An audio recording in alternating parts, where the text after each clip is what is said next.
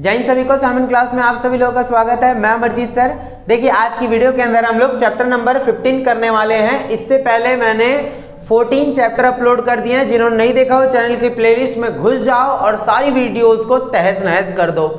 मतलब क्या है, पढ़ पढ़ के इतना पढ़ो कि हीरोइन बन जाओ। ठीक है, देखिए यहाँ क्या है, पर्यावरण प्रबंधन पढ़ने वाले हैं। और इससे पहले जितनी वीडियोस अपलोड की हैं मैंने, अगर सच में अच्छा लगता हो ना तो लाइक जरूर कर देना उनको। और हाँ, चैनल को सब्सक्राइब आप लोग कर लिया करो। क्यों? क्योंकि आने वाली सारी वीडियोस आप लोग को अच्छी अच्छी मिलती रहेंगी। ठीक है, तो अपना प्यार दो, भर भर के मजा आ जाए जिससे कि। ठीक है, देखिए इन्वायरमेंट मैनेजमेंट देखिए मैनेजमेंट क्या होता है, जैसे इससे पहले हमने आय प्रबंधन वगैरह पढ़ा था, है ना। तो इस चैप्टर के अंदर हम लोग पढ़ने वाले हैं कि इन्वायरमेंट को कैसे हम बचा सकते हैं, कैसे इन्वायरमेंट को क्षति पहुंचाई जा रही है, नुकसान कैसे पहुंचाया जा रहा है, ये सारी चीजें हम लोग यहाँ पे जो है बढ़िया तरीके से जानने वाले हैं। चलिए, टोटल 9 क्वेश्चन निकले हैं इस चैप्टर से, जो मोस्ट इंपॉर्टेंट है। इसके बाहर कुछ भी नहीं आने वाला एग्जाम में, चाहे आप अभी देखो या 5 साल बाद भी देखो। तो इन्हीं में से ही हर चैप्टर के अगर हम 10-10 क्वेश्चन भी, 8-8 क्वेश्चन भी कर लेते हैं ना, तो आप पक्का जो है बहुत अच्छे मार्क्स लेकर आओगे। 33, 35, 34 नहीं लाना, आपको 90 अबव लाना है। याद रखिएगा, पढ़ो इस तरीके से कि नॉलेज आपको भरपूर मिले।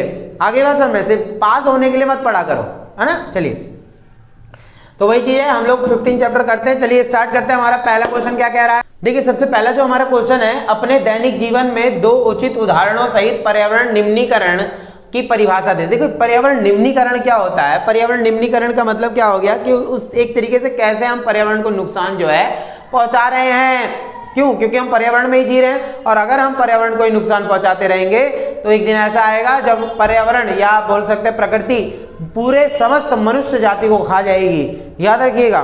ठीक है, तो देखिए अपने दैनिक जीवन के 2 उचित उदाहरणों सहित पर्यावरण निम्नीकरण की जो है परिभाषा दे। देखिए निम्नीकरण क्या हो गया, तो हमारे आसपास होने वाले हानिकारक परिवर्तन, जो हम बाइक चला रहे हैं, कार, ये सब जितनी भी हम पॉल्यूशन फैला रहे हैं, ये सब हमारे पर्यावरण को तो दूषित कर रहा है। तो वही चीज बता रहे हैं कि हानिकारक परिवर्तनों को पर्यावरण निम्नीकरण कहा जाता है। यानी कि जो हानिकारक परिवर्तन हो रहे हैं ना, आज इतना ज्यादा जो पॉल्यूशन फैलाया जा रहा है, इससे ये नुकसान ही तो हो रहा है। तो यही नुकसान निम्नीकरण कहलाता है। क्या कहलाता है? निम्नीकरण। देखिए उदाहरण के लिए, यदि हम पार्क में कचरा फेंकते जाएंगे, तब कुछ समय बाद वहां कूड़े का एक बड़ा ढेर लग जाएगा। आप कुछ भी खा रहे हो ऐसी फेंक दे रहे हो, पैकेट कुछ भी खा रहे हो ऐसी फेंक दे रहे हो, जो देख रहा है वो फेंक रहा है ना। ये क्या हो रहा है, इससे क्या है, पार्क में धीरे धीरे कूड़े का ढेर लग जाएगा।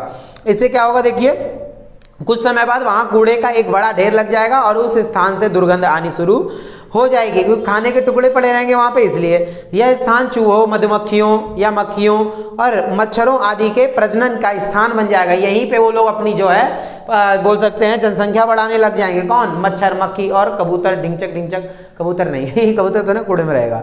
मच्छर वच्छर की बात कर रहा हूँ, मक्खी वक्खी की। ठीक है, देखिए मक्खी महाराज भी आ गई ना। देखिए ये जो है हमारे बहुत पहले के मेहमान हैं, मक्खी, टमाटर, ये सब हमारे मेहमान हैं। ठीक है, तो इनको जरूर लाना पड़ेगा।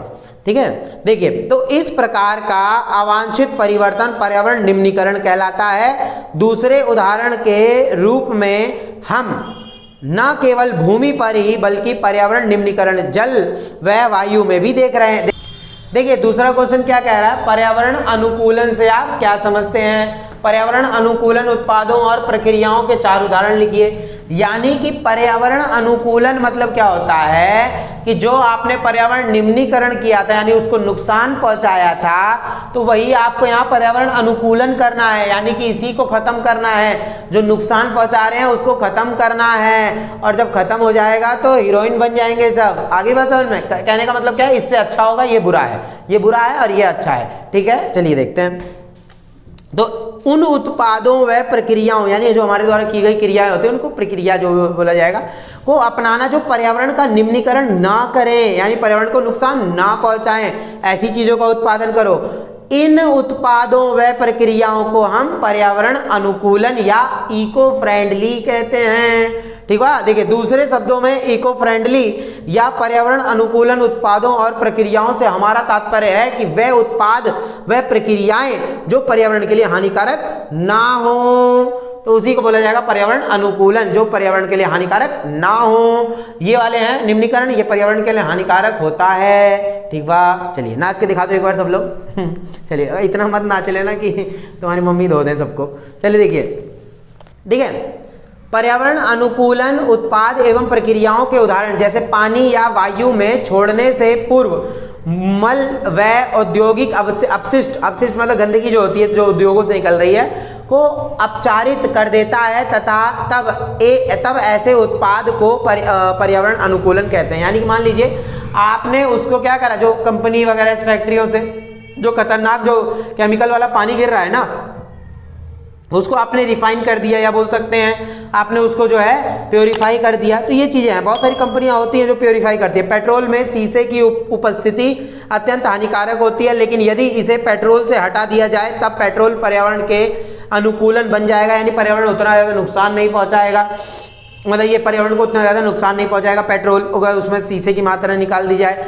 पॉलीथीन को विघटित नहीं किया जा सकता और वह नालियों आदि को बंद कर हमारे लिए जो है सिरदर्द बन जाती हैं। दूसरी ओर कागज या थैलियाँ विघटित हो सकती हैं और उन्हें जो है गत्ते के डिब्बे, अखबार आदि को बनाने के लिए जो है पुनर्चक्रित भी किया जा सकता है। इसलिए हमें कागज़ से बनी हुई चीज़ों का ज़्यादातर यूज़ करना चाहिए। पर हाँ, अगर आप कागज़ का भी यूज़ कर रहे हैं तो भी पेड़ कटेंगे, याद रखिएगा। अगर आप पेड़ काट भी रहे हैं तो पेड़ लगाइए ज़्यादा से ज़्यादा। आगे बात समझ, ये चीज़ याद रखिए।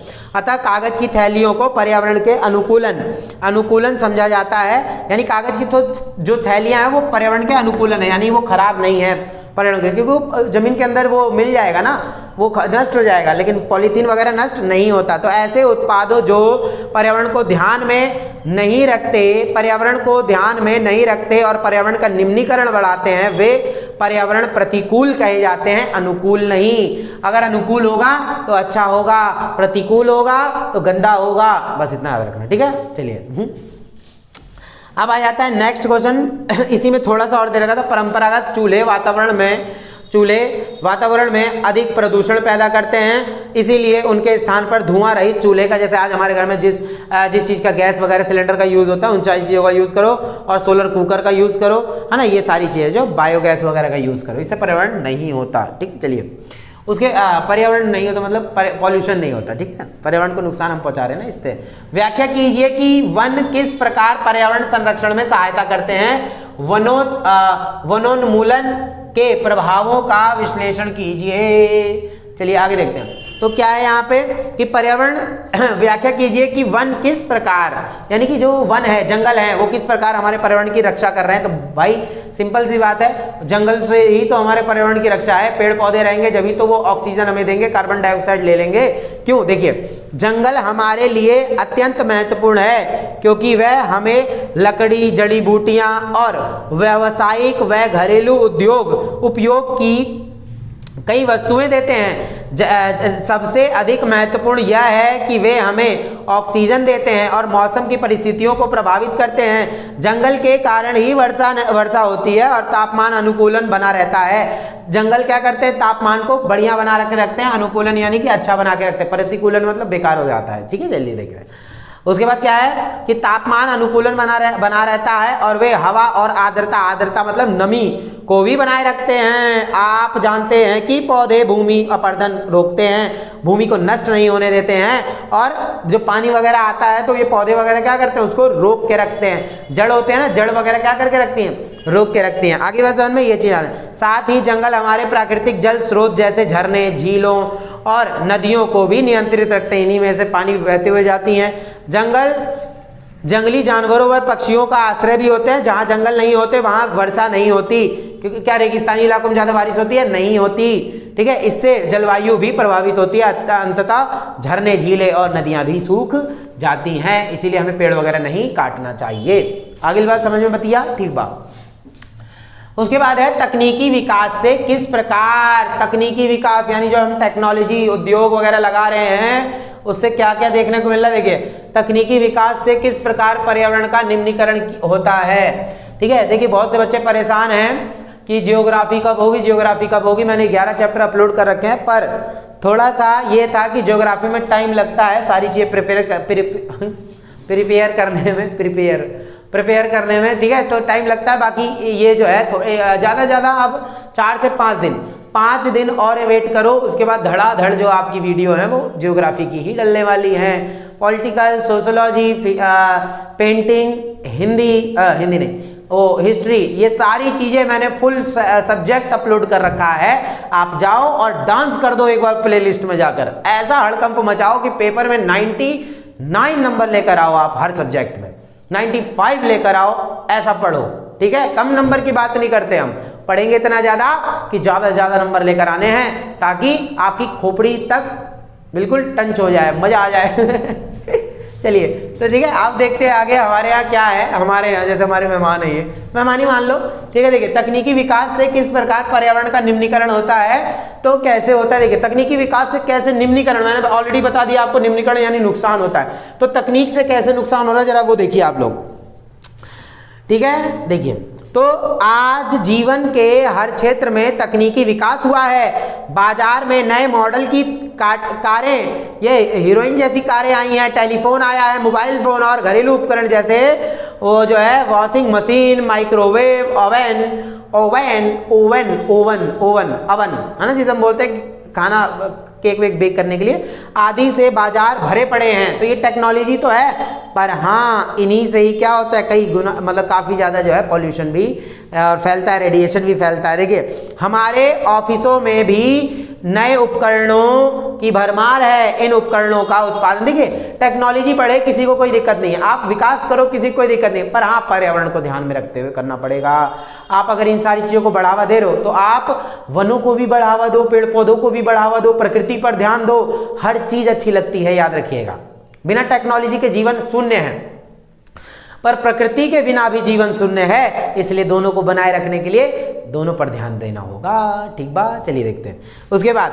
तो बोला जा रहा है, इन उपकरणों का उत्पादन जिन औद्योगिक इकाइयों में होता है, वहाँ इनके उत्पादन के दौरान रासायनिक मतलब केमिकल अपशिष्ट, हानिकारक गैस, जल, वायु, ठीक है, ये प्रदूषण पदार्थ जल वायु के भूमि ऐसे जीव लपलपाई, देखिए क्या है, तो भूमि पर सभी प्रकार के जीवन को नष्ट कर देते हैं। ये हमारे जीवन को नष्ट कर दे रहा है। रेडिएशन से देखा होगा, पहले स्पैरो वाली चिड़िया जो होती थी, बहुत सारी चिड़िया होती थी हमारे इधर, आज दिल्ली में ऐसी चिड़िया बंद हो गई हैं।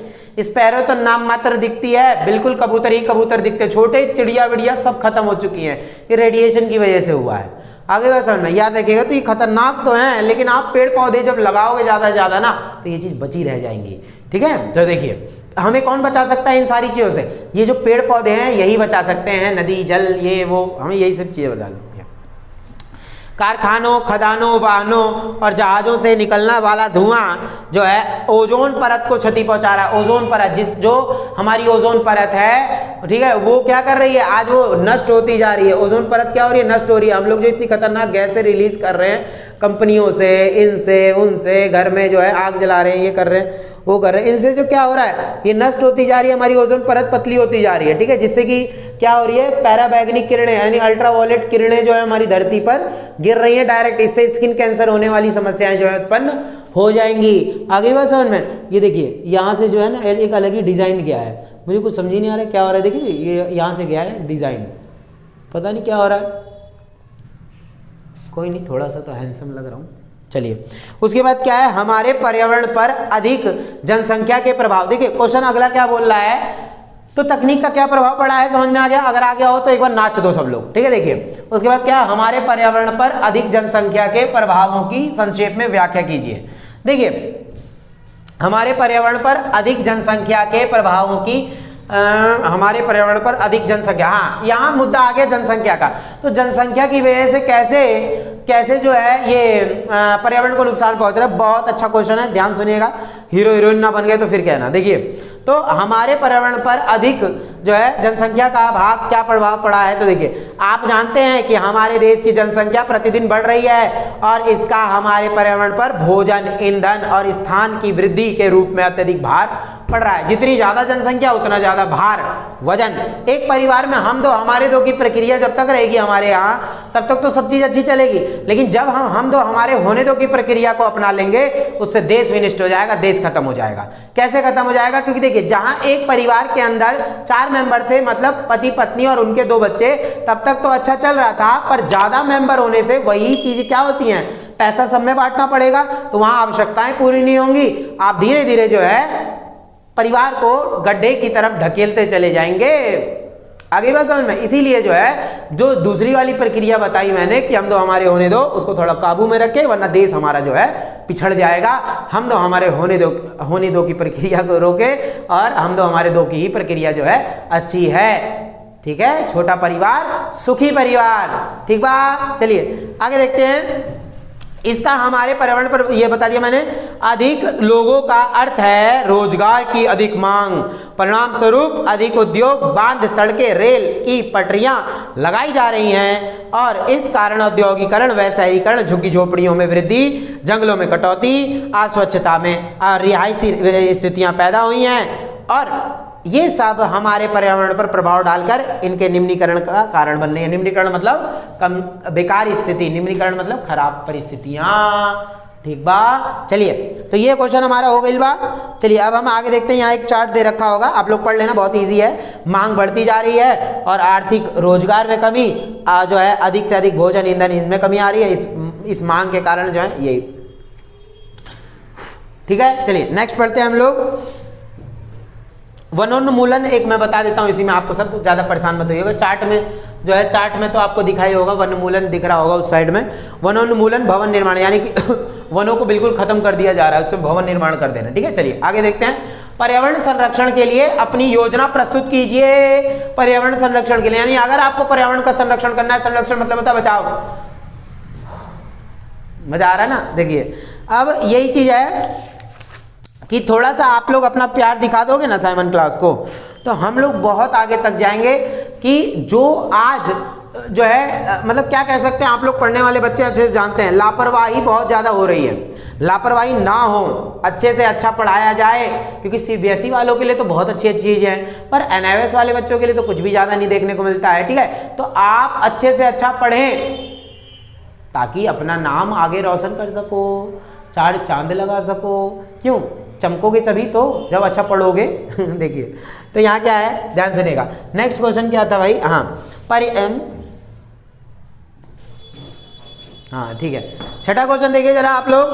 पर्यावरण संरक्षण के लिए अपनी योजना प्रस्तुत करिए। तो आप अगर पर्यावरण को बचाए रखना चाहते हैं तो क्या योजना बनाओगे?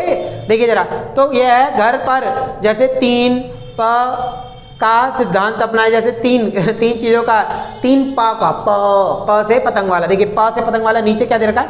वस्तुओं का प्रयोग कम करें, चीजों का पुनः प्रयोग करें, कचरे का पुनः चक्रण करें। ये तो प है ना। देखिए प ये चीज है। जहां तक संभव हो सौर कुकर और सौर हीटर का यूज करो। सूरज से आप एनर्जी लो, बिजली खपत उतनी मत करो। आगे बात देखिए, उसके बाद क्या है? अच्छी सफाई व्यवस्था और स्वच्छ आदतों को अपनाकर, जैसे इधर उधर ना थूके, ना ही खुले में मल त्याग करें। जैसे गांव देहात में ज्यादातर आपने देखा होगा, या पटरी वाले एरिया में ज्यादा आपने देखा होगा, लोग जाकर खुले में शौच करते हैं, तो इससे गंदगी फैलती है। आप ये चीज ना करें, इसलिए सरकार थोड़ा सा पैसा खर्च करके क्या करवा दिया है, मोदी जी ने क्या करवाया है? मोदी जी ने घर घर शौच खुलवाया है। आगे बात समझ में। कूड़े करकट का व मानव मल का उचित निपटान सुरक्षित होना चाहिए, सुनिश्चित करें। यानी कूड़ा करकट को जैसे आप फेंक देते हैं कहीं और, तो उसके लिए क्या है? व्यवस्था करवाओ, है ना। गाड़ी वाला आया, घर से कचरा निकल, याद तो होगा ना कुछ।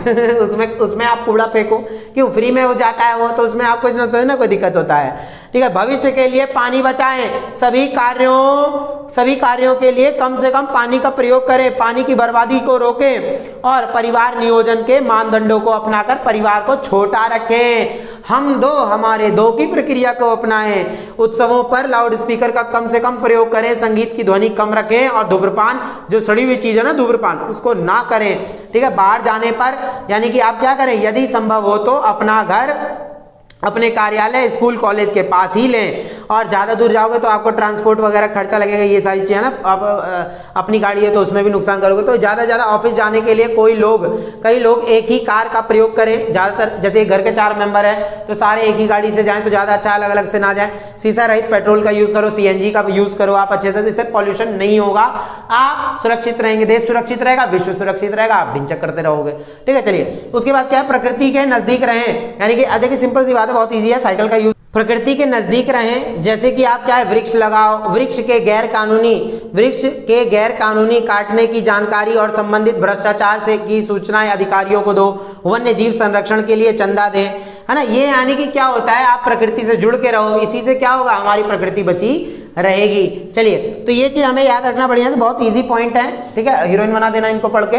चलिए अब आ जाता है नेक्स्ट, एक गांव में रहने वाले व्यक्ति की जीवन शैली की तुलना, एक शहर में रहने वाले व्यक्ति की जीवन शैली की तुलना कर दो, उसमें ये महत्वपूर्ण रहेगा, इसलिए हमें इसको बढ़िया तरीके से याद रखना। देखिए जरा आंसर क्या बोल रहा है कि एक गांव में रहने वाले व्यक्ति की जीवन शैली, पहले आप लोग देख लीजिए, एक गांव में रहने वाले व्यक्ति की जीवन शैली एक शहर में रहने वाले व्यक्ति की जीवन शैली से बहुत ज्यादा भिन्न है, अलग होगी, क्योंकि दोनों के वातावरण में बहुत अंतर होता है। गांव देहात में देखा होगा आपने, उतना पॉल्यूशन नहीं होता क्योंकि वहां पेड़ बहुत ज्यादा है, ठीक है। इसके विपरीत शहर में भागम भाग जीवन होती है, जल्दी कार्य करने तथा प्रतिस्पर्धा के कारण व्यक्ति को तनाव हो जाता है, तो उच्च रक्तचाप यानी कि ब्लड प्रेशर उसका हमेशा हाई रहता है, डिप्रेशन में रहता है वो हमेशा, खाने पीने की वस्तुओं में मिलावट बहुत ज़्यादा मिलती है, शुद्ध वस्तुओं की कमी होती है, और शहरों में धीरे धीरे स्थान की कमी पर पेड़ पौधों का स्थान कम होता जा रहा है, और इससे क्या है, ऑक्सीजन पर्याप्त मात्रा में नहीं मिल पा रही है, और टीवी से चिपके रहने की वजह से भी आप देखिए शहर में रहने वाले लोग बिल्कुल जो है, बिल्कुल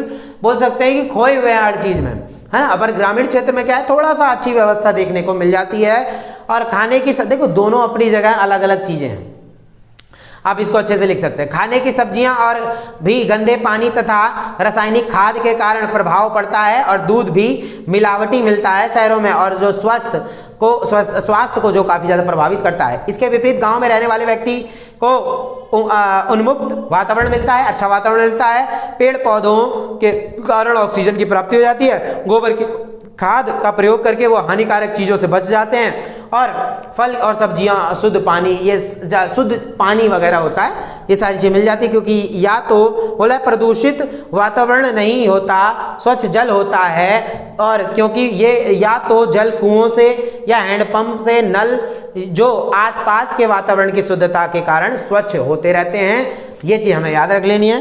किसी को दिक्कत तो नहीं है, जल प्रदान करते हैं, इस प्रकार हम कह सकते हैं कि दोनों जीवन शैली में बहुत अंतर होता है बा नहीं, ठीक बा। चलिए अब आ जाता है नेक्स्ट क्वेश्चन, पर्यावरण अपकर्ष, बहुत अच्छा क्वेश्चन है, देखिए किसी को डाउट नहीं होना चाहिए ये क्वेश्चन में, इसलिए मैं इसको पढ़ा रहा हूँ, ठीक है, टेंशन नहीं लेना, सारे क्वेश्चन कर लेंगे कठिन पर छोड़ेंगे नहीं, याद है ना कुछ। देखिए अब हम पढ़ेंगे इसमें नेक्स्ट क्वेश्चन कि पर्यावरण अपकर्ष के प्रमुख कारण नहीं, वो तो नीचे वाला है, चलिए इसके ऊपर वाला क्वेश्चन हम लोग पढ़ना है यहाँ पे। देखिए हाँ, तो बोला जा रहा है पर्यावरण, 8वां क्वेश्चन पढ़ेंगे हम लोग, पर्यावरण अपकर्ष। देखिए जरा, पर्यावरण अपकर्ष का क्या अर्थ होता है, इसके क्या कारण हैं, तो पर्यावरण अपकर्ष क्या होता है, ध्यान सुनिएगा, एक बार में क्लियर हो जाएगा, हीरोइन बन जाओगे। देखो पर्यावरण अपकर्ष का अर्थ हमारे चारों तरफ के वातावरण में प्रतिकूल परिवर्तन होना है। प्रतिकूल मतलब क्या होता है, बेकार, अनुकूल मतलब अच्छा, ठीक है। देखिए भूमि, हवा और पानी का अपकर्षण पर्यावरण अपकर्षण को जन्म देता है। भूमि, पानी और हवा, ये सब हम पोल्यूटेड कर रहे हैं, यही है पर्यावरण अपकर्षण, ठीक है। और पर्यावरण अपकर्षण का कारण क्या है, तो ये पर्यावरण को नुकसान कैसे पहुंच रहा है, अपकर्षण कैसे हो रहा है, अपकर्षण समझ में आया ना, निम्नीकरण, अपकर्षण, ये सब बेकार कर रहे हैं, पॉल्यूशन को बेकार हो रहा है तो उनको ये कहा जाता है। बाकी अनुकूलन अच्छा करना, ठीक है, प्रतिकूलन वो बेकार करना, ठीक है। देखिए तो पर्यावरण अपकर्षण के प्रमुख कारण ये होते हैं, जैसे अनियंत्रित जनसंख्या, बहुत ज्यादा जनसंख्या धड़ धड़ बढ़ रही है तो उससे पॉल्यूशन फैलेगा। तकनीकी प्रगति के कारण, घटिया कृषि कार्य के कारण, मतलब मिलावटी कृषि कर रहे हो आप, वो मतलब क्या, बेकार चीज़ों का यूज़ करना, कीटनाशक दवाइयों का ज़्यादा यूज़ करना, अवांछित व्यक्तिगत आदतें, अच्छी आदतों का ना होना, और जैसे धूम्रपान करना, ये सारी फालतू चीजें करना, ये सब प्राकृतिक कारण भी होते हैं इसको नष्ट करने के लिए, ये चीज। नेक्स्ट आ रहा है 9वां क्वेश्चन, पर्यावरण अपकर्षण के प्रमुख कारण क्या है? तो ये मैं झटके से एक बात बता दे रहा हूं, पर्यावरण अपकर्षण के प्रमुख कारण। देखिए पहला मैंने बताया था अनियंत्रित जनसंख्या से, यानी कि आपकी जनसंख्या पे कंट्रोल नहीं है। हम तो हमारे होने की प्रक्रिया अगर सबने अपना रखी है तो यहाँ पे फिर दिक्कत आएगी, जनसंख्या बढ़ेगी, पॉल्यूशन फैलेगा।